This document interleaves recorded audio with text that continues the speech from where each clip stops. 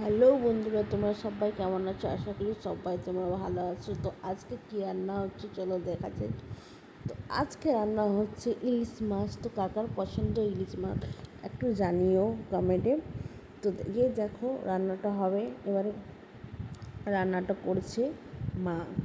তো এই দেখো আমি ধুয়ে সব রেখে দিচ্ছি। রান্নাটা এবার ফ্রাই করে নিয়েছে মা। ফ্রাই করার ঝোলের মধ্যে দেওয়া হয়ে গেছে।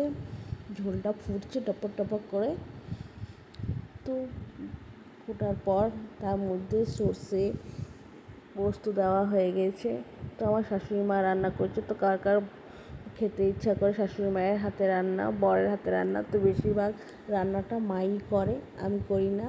তো ইলিশ মাছ তো মা বানায়, তাই বর বানায়। তো এই দেখো এটা হয়ে গেছে তৈরি। তারপর থেকে কাঁচা লঙ্কা চিড়ে চিড়ে দেওয়া হয়ে গেছে। মা একটু চেখে দেখে নিল যে নুন চিনি মিষ্টি কীভাবে হয়েছে। তো মোটামুটি ছিল, তাই একটু চিনি দিয়ে দিল ওর মধ্যে। তো রান্নাটা কমপ্লিট হয়ে গেছে। তার মধ্যে একটু সরষের তেল